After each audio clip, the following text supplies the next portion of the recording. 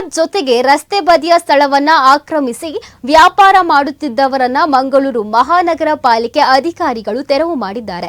ಈ ಸಂದರ್ಭ ಕೆಲವರು ಅಧಿಕಾರಿಗಳ ಜೊತೆ ವಾಗ್ಯುದ್ಧ ನಡೆಸಿದ್ದಾರೆ.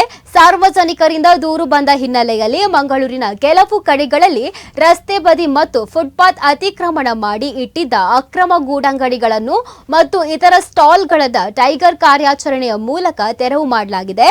ಮಂಗಳೂರು ನಗರದಲ್ಲಿ ಸಾರ್ವಜನಿಕರಿಗಾಗಿ ಸ್ಮಾರ್ಟ್ ಸಿಟಿ ಅಡಿ ನಿರ್ಮಿಸಲಾದ ಸಾರ್ವಜನಿಕ ಮೂಲ ಸೌಕರ್ಯಗಳನ್ನು ಕೂಡ ಬೀದಿ ಬದಿ ವ್ಯಾಪಾರಸ್ಥರು ಆಕ್ರಮಿಸಿಕೊಂಡಿದ್ದಾರೆ.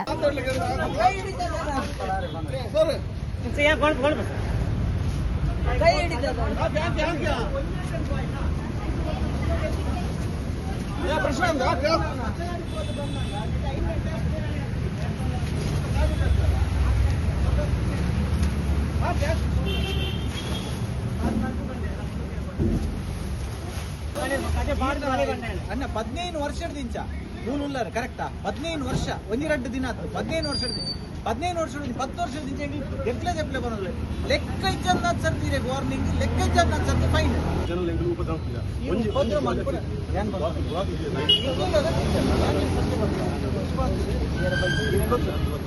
ಇನ್ನ ಸಂಘಲ ಬಂದು ಕರೆಕ್ಟ್